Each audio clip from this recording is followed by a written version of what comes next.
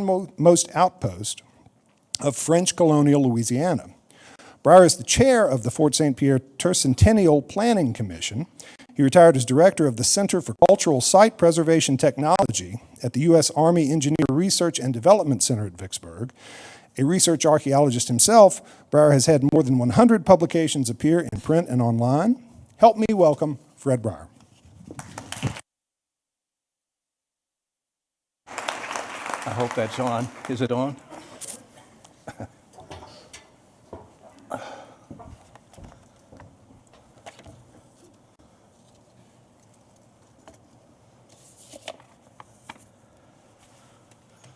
Three years ago, our mayor, George Flaggs Jr., appointed the Vicksburg Municipal Fort St Pierre Tercentennial Planning Commission. And our task was to plan and implement appropriate events, celebratory events in honor of the 300th anniversary of the French coming to Warren County. I would urge everyone to take a look at this website. We've endeavored to put a lot of information on there. I would venture to say there's more information for the public on this website than there is in print, because what has been printed has been done in wonderful PhD dissertations, master's theses, probably 30 academic papers delivered at professional meetings. But there's only been one little brochure, 82-page brochure, that was out of print 50 years ago. And the dearth of information for the public is the main reason why there's so little known about Fort St Pierre. Our planning commission has made a very concerted effort to organize things and to emphasize the public appreciation value of our National Historic Landmark. And on that website, you will find a mission statement, you will find papers of interest that we tried to distribute to get access to the public to know more about the fort, key papers, sponsors, a funding option, our organization. We're a volunteer organization, no dues, volunteers of three types. One is a group of people who volunteered to keep an eye on the site and report illegal activity. And I'm happy to report that just less than 2 weeks ago, our first dumping bust was executed, and it is going to court. And the more of those we get, the better. It also lists another group of volunteers who have come together to realize the deplorable dumping is an ongoing situation, that volunteers can assist Mississippi Department of Transportation, the Warren County Board of Supervisors, by periodically policing up the side, bagging up the trash, putting it out on the road, and the Warren County comes and picks it up. We want to do that throughout the year to make the site presentable.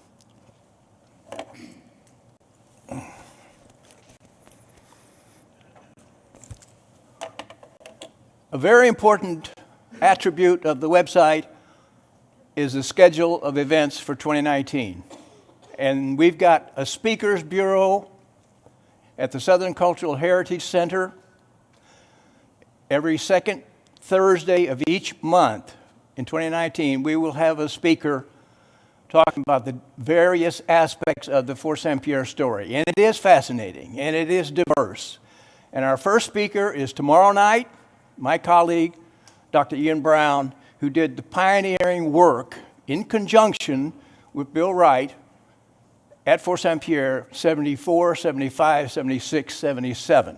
Ian will be talking about his pioneering research and analysis and his various publications tomorrow night, 7 o'clock, at Southern Cultural Heritage Center. There are also listed other events that you can look into to see if it suits your particular interest.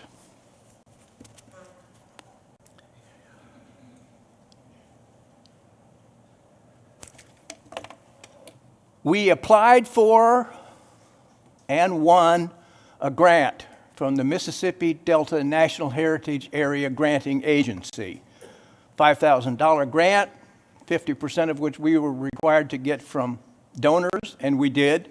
And with that grant money, as of last week, we erected a metal green magnolia highway sign at Fort St Pierre.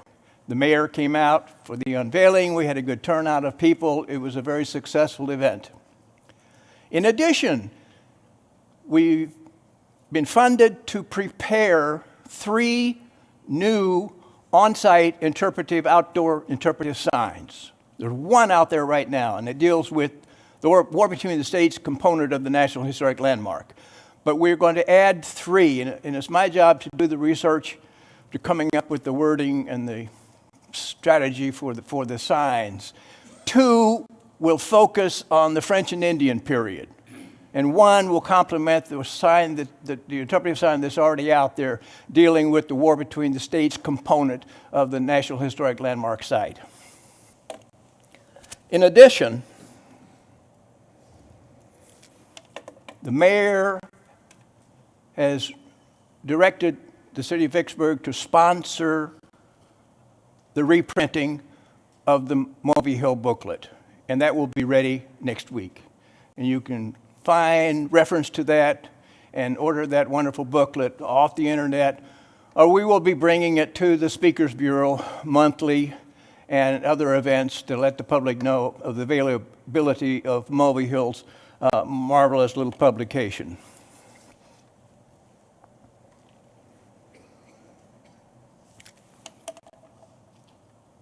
The Mississippi Symphony Orchestra, under name escapes me. Crafton Beck. I cannot remember Crafton. That's a Welsh name that eludes me. Has consented to put on a musical program at the Vicksburg National Military Park right after Memorial Day next spring. And that is one of our scheduled events. It is a program of music from that time period.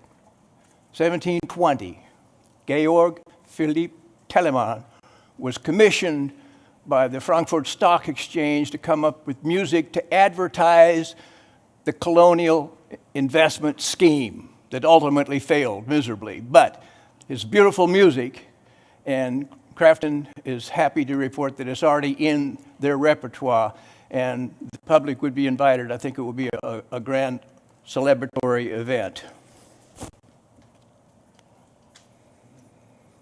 All right. I want to do 2 more things.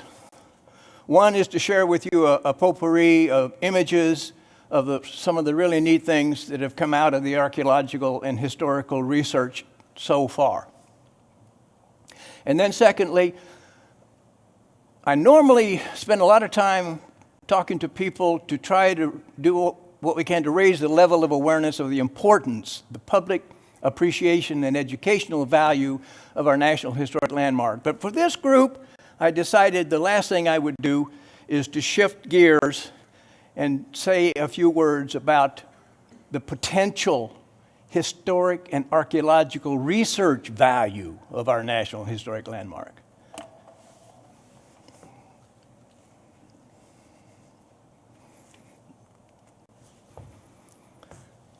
Back when the excavations were first started by Bill Wright and Ian Brown, our county museum director, Gordon Cotton, commissioned this diorama to be built of Fort St Pierre. And it is an exquisite diorama. And the buildings have been fairly well substantiated by the archaeological excavations. It's pretty much the way Lieutenant Dumont made this marvelous map of Fort St Pierre. This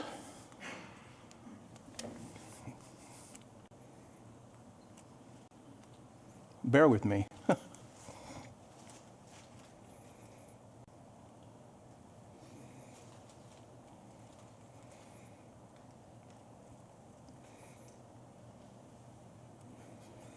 I don't know why I'm not able to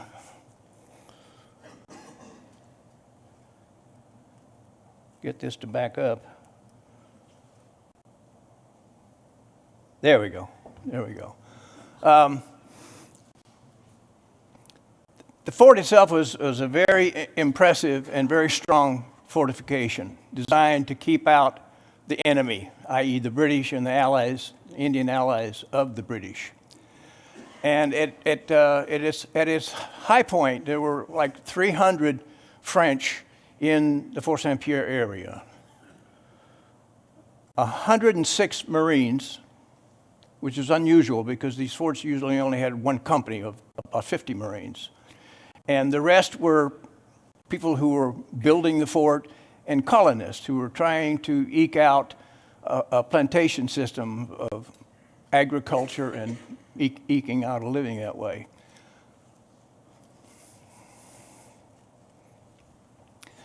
This is the result of Dr. Lisa Marie Molesky's dissertation work, where she synthesized everything that was known about Fort St Pierre based on all the earlier work, much of which didn't get published, but she saw to it that it ultimately was published in her dissertation. And this is her interpretation of the actual architecture and the dimensions of the fort, with the four walls, the four bastions, the functions of the buildings that are on there.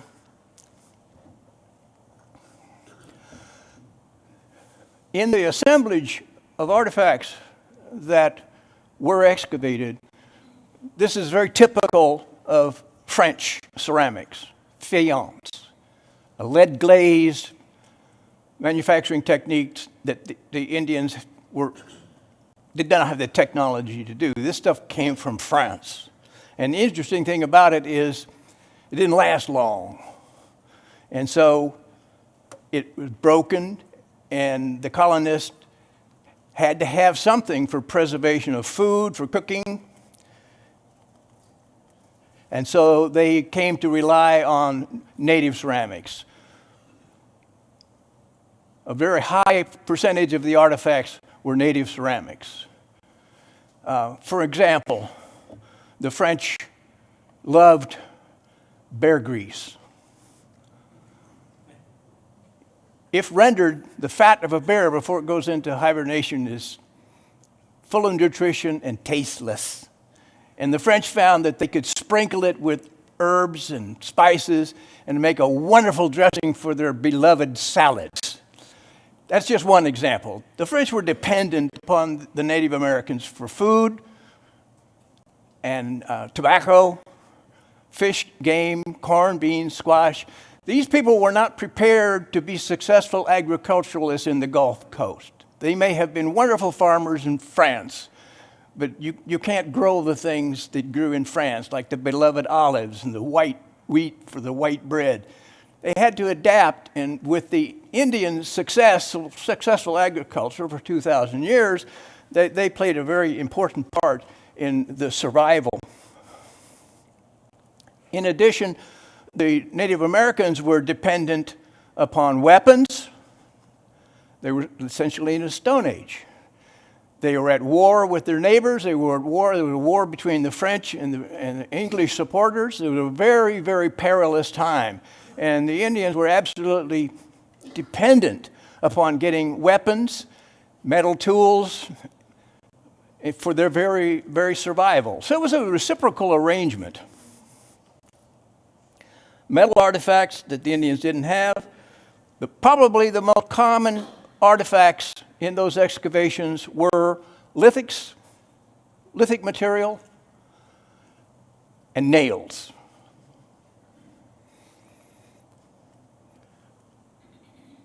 A very unusual type of artifact were the actual French coinage. They were undergoing a coin shortage in the colonies. And the Marines weren't even paid at times. They were paid in barter, in goods, trade goods, to barter with the Indians because of the cash shortage. Metal buttons are a common feature of these colonial period French sites. And, of course, weapons, the firearms. These were essential not only for the French survival, but for trade for Indian survival. This is the top of a powder flask. These are really interesting. These didn't come from France. These were manufactured by the Marines at Fort St Pierre. They're Tinklers.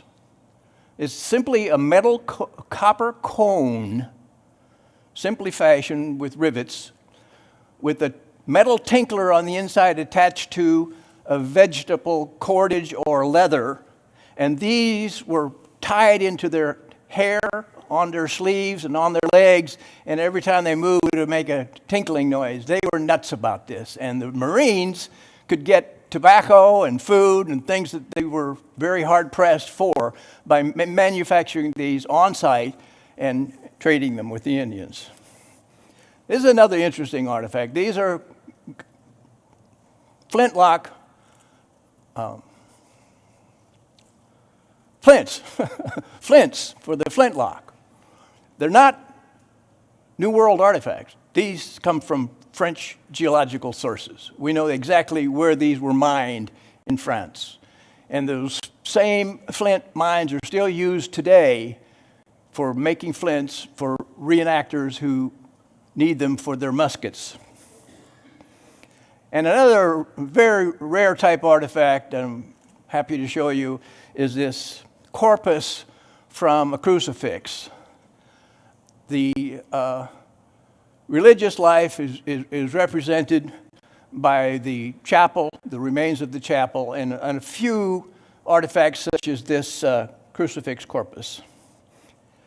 A very important item in French period sites are Venetian trade beads. Murano glassworks in Venice had a monopoly on producing trade beads that were traded all over the world. We find these all over the United States and wherever French settlements occurred elsewhere in the world. They were a status symbol. Only Indians with considerable resources could afford to trade these with the French. And they, in turn, would distribute them to their followers to maintain their status. And these are very, very characteristic of sites from the French colonial period. Another monopoly were tobacco pipes, clay tobacco pipes produced in the Netherlands. These too were also traded all over the world, and Native Americans didn't have anything like this. This is a European indication. And they're often backmarked where you can precisely date them as to who manufactured them, exactly where they were manufactured. And oftentimes I'm asked why this fort that only lasted 10 years is a National Historic Landmark site. And the reasons are three. It represents a link in a huge area that was controlled by the French. A very large part of continental United States was that colonial empire. So it is national in scope, but also it's the integrity of the archaeological material. I describe it as a sort of a quasi-Pompeii effect. And the third reason is the lack of destruction. The area was essentially abandoned after the massacre in 1729, December 1729, when the French were murdered. Not only did the French leave, we have no reason to believe they even came back to bury the dead. Even the Indians left. The Yazoo, the Koroa, and the Ofogula left the area. The whole area was abandoned. It has not been subjected to the same degree of destruction that Mobile, Natchez, New Orleans, Biloxi have been subjected to in the last 300 years. So basically, the archaeology was locked in under probably not more than a foot of accretion soil coming about very rapidly in geological terms from all the decaying vegetation of a deciduous southeastern forest. That locked in time the materials that you've seen some examples of here, and that's three good reasons why the Secretary of the Interior agreed with Ian Brown and Mark Barnes's recommendation to establish this as a National Historic Landmark. I'm collecting material for those interpretive signs that we will be putting up. And if anybody has any recommendations on graphic material in particular, I'm putting this together for those interpretive signs. Native American, missionary themes, the daughters of the little cases, filles de la cassette, are a good example of people pictures that could help with the interpretive signage. And of course, the military aspects, the mercantile aspects, the massacre are all also themes where we'd like to incorporate these in the interpretive signs.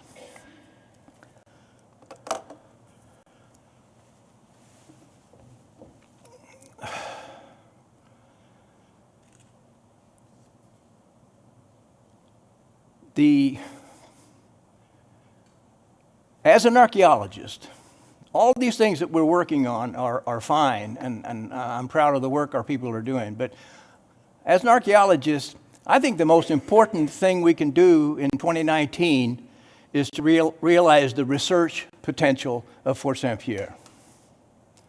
It has wonderful potential. And I've got colleagues lined up who are willing to, pro bono, execute different projects in the research. For instance, my colleague, Dr. Janet Sims, is a geophysicist at ERDIC and has consented to do geophysical reconnaissance involving ground-penetrating radar, conductivity, and magnetometry. On the basis of that reconnaissance, we could answer the question, should we do even more extensive geophysical work? And that is a distinct possibility. My colleagues at the Construction Engineering Research Laboratory in Illinois have a suite of 5 different geophysical techniques that they are able to conduct at any one site. In conjunction with those geophysical techniques, ground-penetrating radar, magnetometry, soil conductivity, resistivity, and one that I admit I'm not really familiar with to be able to tell you about. But in conjunction with the geophysical prospection, to give us an idea of what is buried and where it is and how much of it has been destroyed, we've got a colleague lined up who is an expert on soil erosion problems, and he's going to be doing an analysis of the erosion threats at Fort St Pierre. So between these research efforts, we should be able to learn a great deal about what is out there still. And that 5 suite of techniques has been very successfully applied in central Louisiana at a Spanish fort of the same time period. It looks very, very promising. And only just a couple of days ago, I was reading a paper by Bill Wright where Robert Neitzel, back in the 70s, conducted some resistivity measurements at Fort St Pierre and got lineal anomalies, east to west, north to south, that when they excavated in 76 and 77 turned out to be the palisade, the south wall, embankment, and moat, the east wall, embankment, and moat. This suggests to me wonderful potential for geophysical investigation at Fort St Pierre. Once we have a good idea of the threat and what is there, there is the distinct possibility that this could qualify as a National Park Service grant for mitigation excavation of a National Historic Landmark site that is experiencing a serious threat. We ought to be able to predict how much time we've got left before such a mitigation can be done. And if the mitigation is done, it leaves open the wonderful possibility of reconstructing at least a portion of the fort, to show people what it looked like.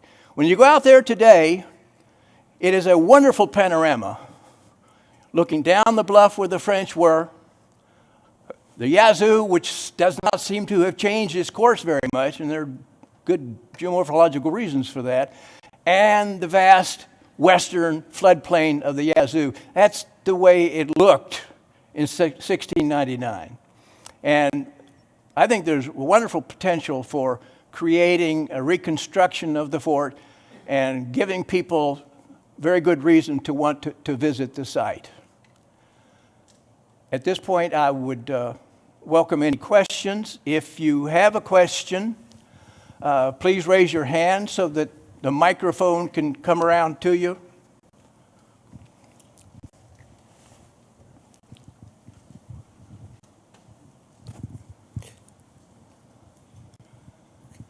Let's assume this is on. Thank you very much.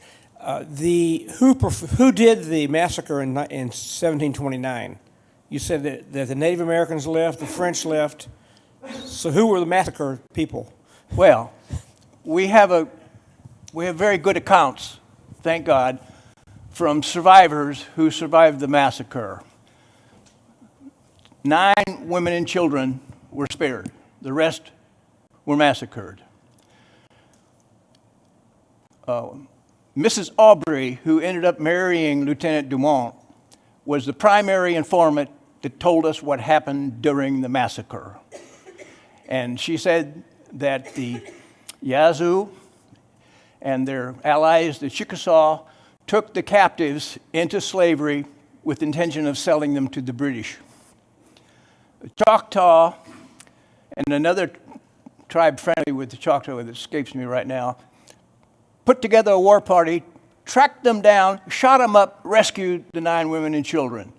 And that's the main informational basis we have for what happened in mid-December of 1729. Does that answer your question? Okay. That's a good question. I failed to mention the most important part of the massacre. Yes? Where actually is Fort St. Pierre, say in relation to the old courthouse or the train station down on the river? It's not in Vicksburg. And how does it relate to Fort Nogales? It's not on the Mississippi. It's on the Yazoo, 1 mile north of Redwood, on the left-hand side, on the west side of Highway 3. That's where the actual French fort was found. And a lot of it is still there. Nogales is south of there, closer to downtown Vicksburg and Walnut Hills. That's the Spanish, 1790. Back on the massacre, I'm very familiar with the massacre at Fort Rosalie in Natchez, and it sounds like were these coordinated attacks? I think the Natchez were somehow friendly with the Tunica, perhaps the Yazoo. Maybe someone in the room is more familiar with that than me. Was this? It appears it must have been a coordinated attack. There is good reason to believe that it was coordinated. The details of it are controversial, pejorative. We don't know exactly how that coordination occurred, but there's good reason to believe that it was coordinated. Just a comment, you call the French troops that were there Marines. Yes. And that is somewhat of a misnomer when we talk about modern-day Marines. The French word marin, if I'm pronouncing it right, actually means Navy. And these troops were enlisted and controlled by the French Navy because they're the ones who control the colonial empire.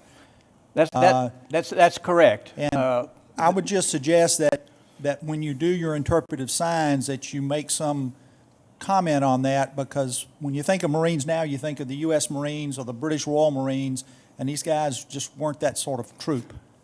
That's correct. That's correct. And I intend to do that on the signs. It is a part of the French naval establishment. And it is different from modern-day British Marines and modern-day U.S. Marines. But their specific task was to protect the colonies. And they have a very distinctive uniform with an anchor, off-white, royal blue, and they were called Marines. But there is a distinction, and I'll be careful to make sure that we don't confuse people with the point that you brought up. Just a quick question. How were the French able to deal with the problems of language in terms of being able to understand and communicate with each other? Because the French were, of course, speaking French, and the natives were speaking a completely different language. How were they able to communicate, and did that cause any kind of problem in terms of relationships between the French and the natives? That's a good question. We know at Fort St Pierre there was a special residence for an interpreter who was hired specifically because he could handle the Native American languages and the French. Then there were some fairly enlightened Frenchmen in office at that time, like Bienville, who made it a point to encourage French to learn the Native American languages, and not only the languages, but to appreciate the culture. He was very good at that. And the Jesuit missionaries were outstanding in that respect also.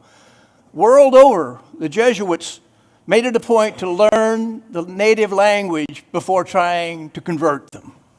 And this was sort of a unique feature of the Jesuits, and it's a part of the missionary side of the story. So there were enough people around who were facile enough picking up a Native American language that they served as effective interpreters. If we wish to visit the fort site, can we obtain a map of some kind at the county museum or somewhere else that would assist us in doing that? Archives and History has a policy of not trying to publicize exact locations of sites of significance like National Historic Landmarks. But the site is easy to find. It's 1 mile north of Redwood on the high ground right behind the M. rest area. And I share this with you reluctantly because when very little was known about the fort, all those years, I've seen no evidence of looting.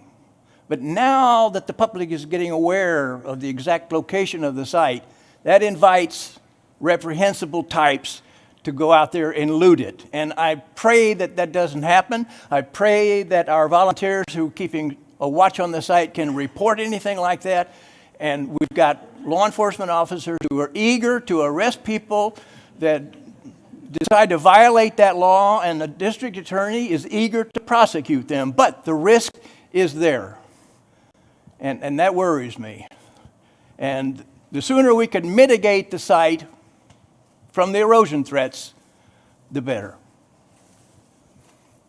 What was the inspiration for the attack on the fort? If the fort had been there for 10 years, and I had always understood the Chickasaw were not that combative towards the white man, but and were the Natchez Indians involved at all?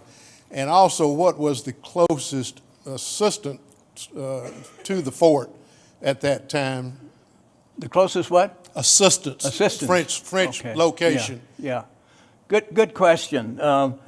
That's one of the most popular themes in the literature of Fort Rosalie and Fort St Pierre. Why? Why did they massacre these people? At Rosalie, they massacred 250 French. Like 10 days later, they massacred all but 9 of the 25 inhabitants at Fort St Pierre. Why? I think they're related, and I think the injustices, particularly by the Commandant Shepard at Natchez, instigated the retaliatory measure on the part of the Natchez. They wanted to get rid of these Europeans. Shepard demanded that they give up the moundside area where they've been burying in their dead for 2,000 years and move off of it because he wants to use it as a mercantile investment scheme. That didn't sit well with the Natchez. And the Natchez apparently were very effective in recruiting the other surrounding tribes. These people were under threat. Diseases, European diseases, warfare with Europeans and among themselves. These were very perilous times. And I think they felt that they'd be better off without this French colony if they could just get rid of them. But I think they underestimated the persistence and the numbers and the technological superiority of the Europeans. And had they had a better idea of what Europeans were capable of doing, they may not have come through with those massacres. That's just my feeling. So you think the Natchez were in association with the attack at St Pierre? They just may not have been there, but they got the other tribes to do the attack? Yes. Chickasaw were involved? Yes. There was collusion going on. And the French didn't destroy the Natchez after that. They put a hurting on them. A lot of them were shipped off into slavery into the Caribbean, but the last Natchez speaker was still alive, known Natchez speaker was still alive in 1912, because some of them escaped the wrath of the French and went to live with their Indian allies. So there was collusion going on.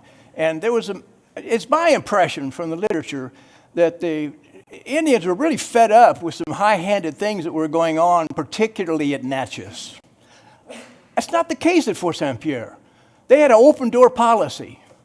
Leave the gates open, welcoming the Ofogula, the Yazoo, and the Tunica to come in and trade. And that's how they pulled it off. They hid their weapons. They came in with a calumet of peace.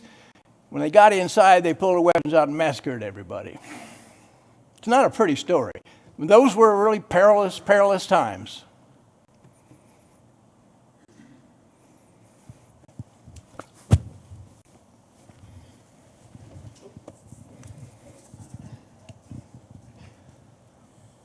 You had mentioned that the site itself was fairly intact, but right below the site, a railroad was cut through.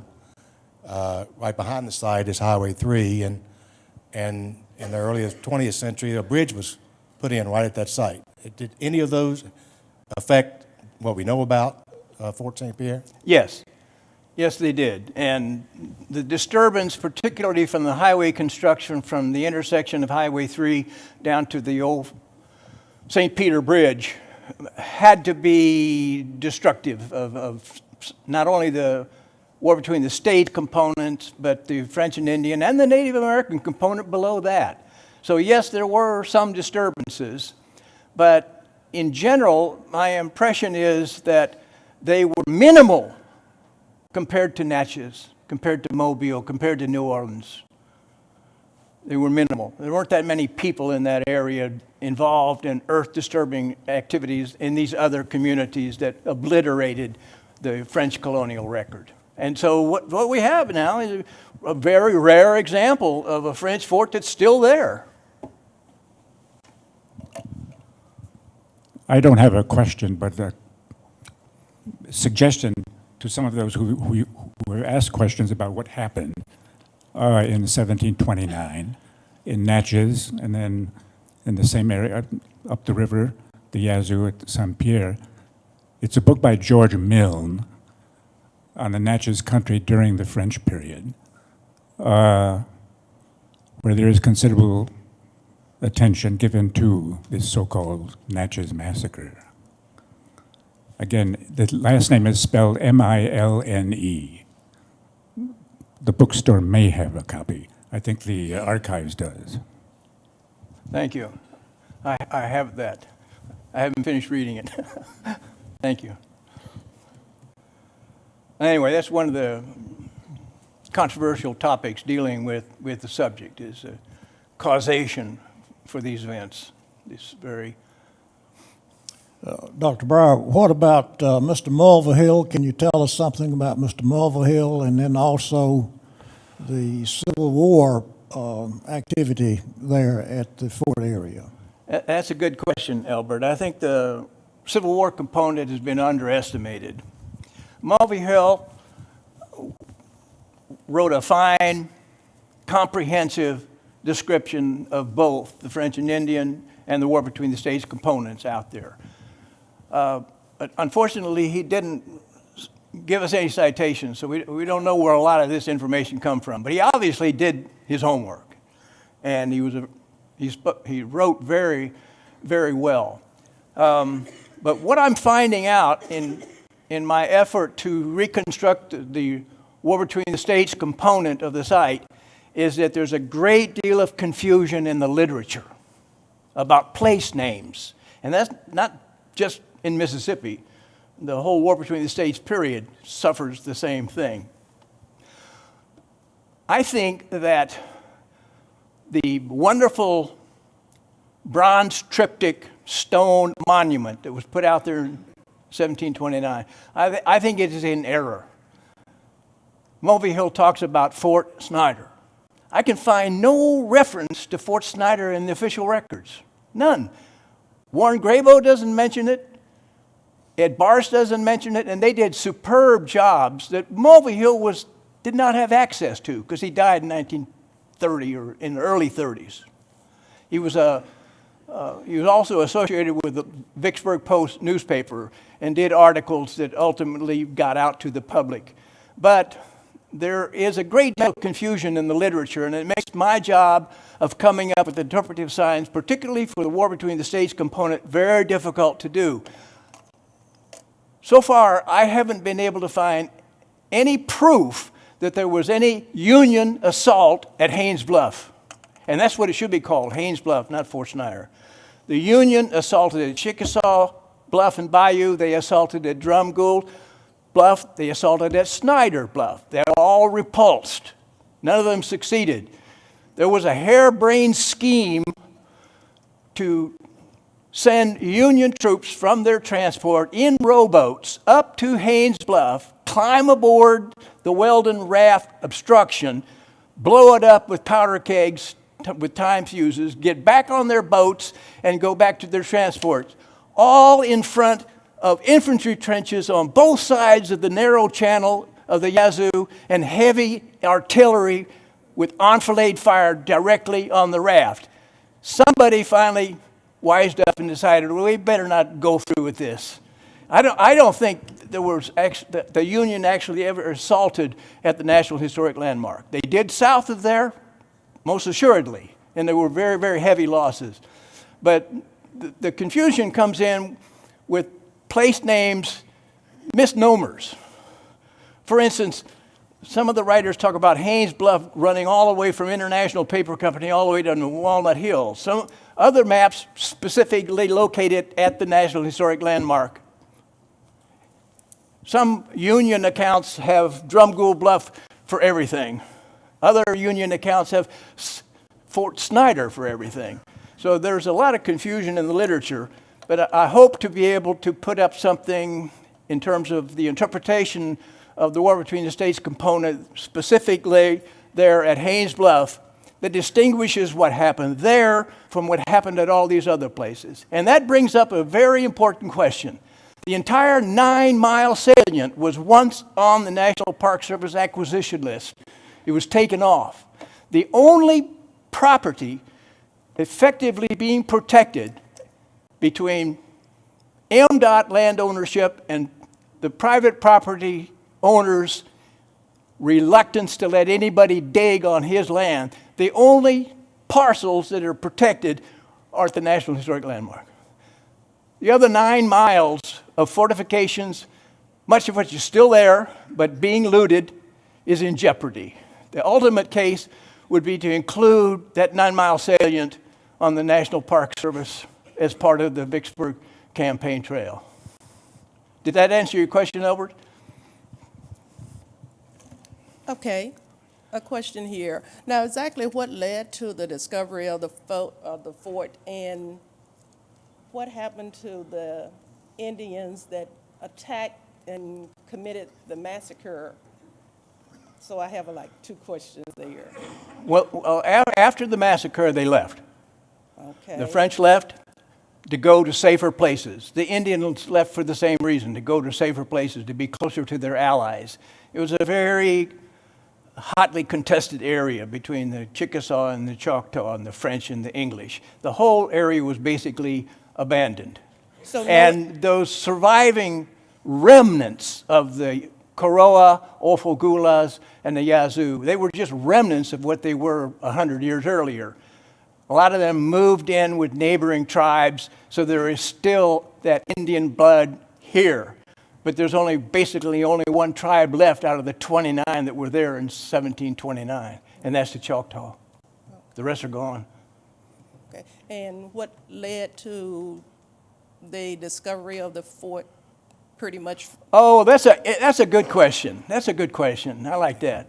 I'm finding out some fascinating things. In the literature, there were some 20 different purported locations for Fort St Pierre. Everybody knew it existed, but nobody knew exactly where, because the descriptions were so problematic in the French language, in a measuring system that we don't use today, and there were a lot of errors involved in it. But there was a word-of-mouth tradition that went on generation after generation about the French being at Fort St Pierre. And a number of hypotheses by the anthropological community about where it could be. But it was Ian Brown and Bill Wright, who I just learned a couple of days ago, Bill told Ian, I may not be able to find Fort Maurepas, but I will find Fort St Pierre. It's that kind of dedication that led to nailing it down. But the other part of your question has to do with what happened to those Indians.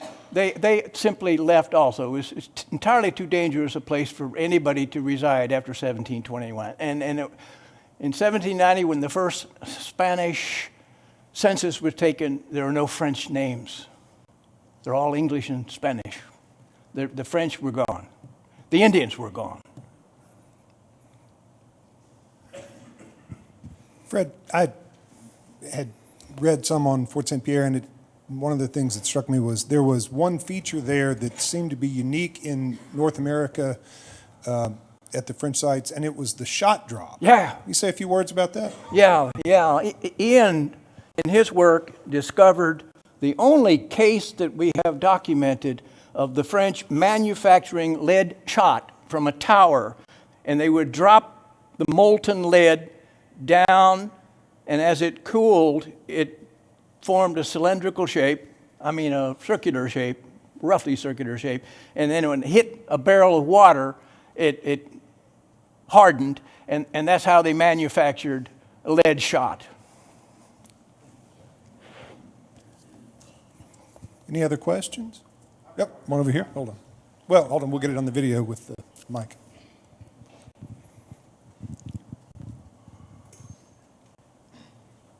Thank you. So how much longer after the massacre did the Spanish build Fort Nogales at Walnut Bluffs? 61 years. 61 years. 61 years. Okay, that's all I had. Thank you. Okay. Yep, one more here. Hold on.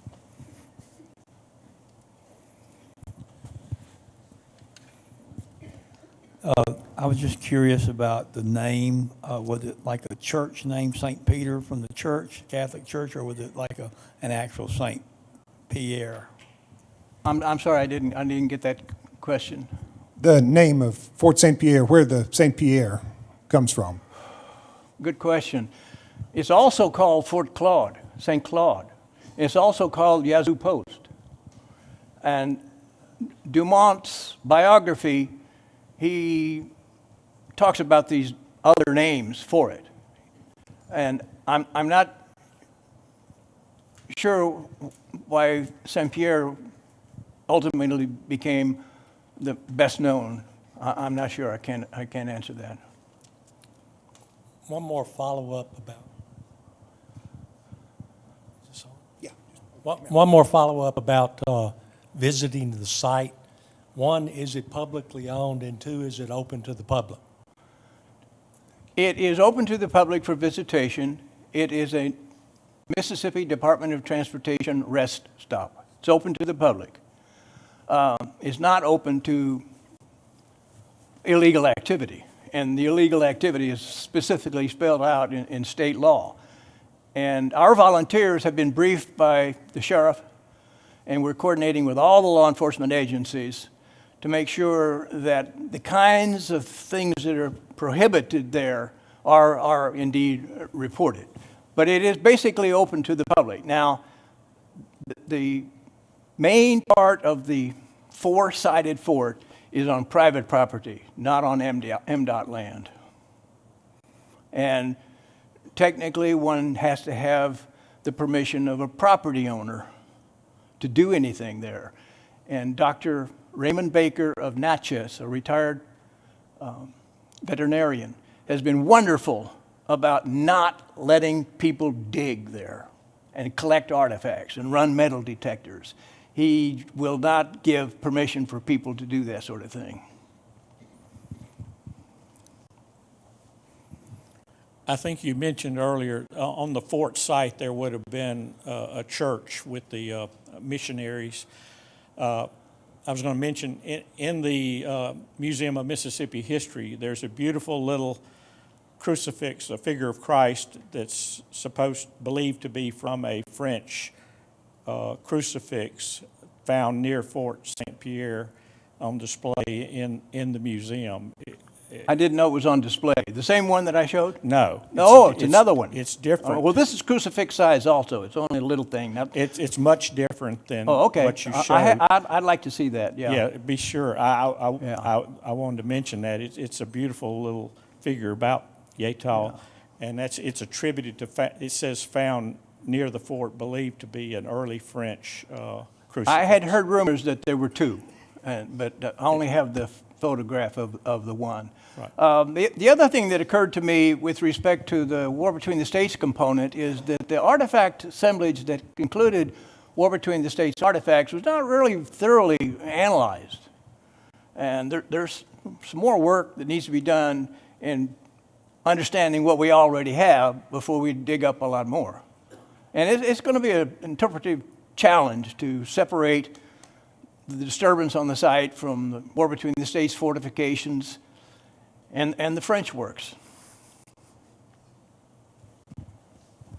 Where are the artifacts now that were gathered in the 70s? Across the street. They were at University of Alabama for years, where Ian Brown did his dissertation, finished his dissertation, got his first job, and where Lisa Marie Molesky did her dissertation. Once she finished, she sent them back to Archives and History. It's my understanding that they are here.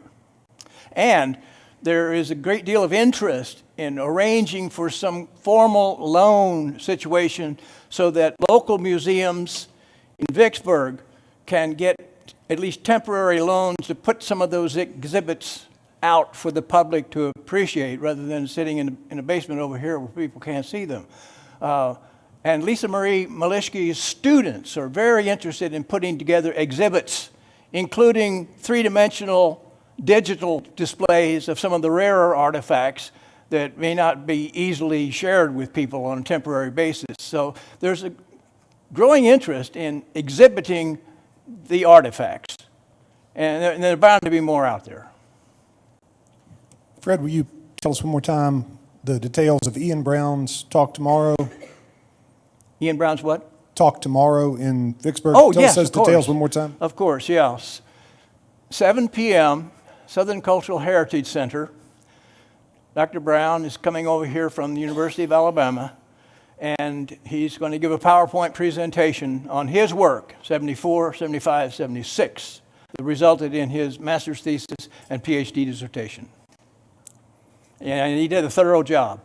And next month, instead of on the second Thursday, on the 28th of February, Dr. Lisa Marie Molesky will talk on her dissertation work at Fort St Pierre. And she also did a superb job of synthesizing all the information that was available. We decided to put those two folks right up there in the front of our Speakers Bureau because of their significant contributions to the importance of our National Historic Landmark. Thank you all for coming today. There are some books on Vicksburg history that are over here, even though we don't have anything specifically on Fort St. Pierre. I hope that we will see you all next week. I hope that we'll have a talk on NASA next week. We'll figure it out. Help me thank Fred Briuer for this talk today. Thank you. Thank you.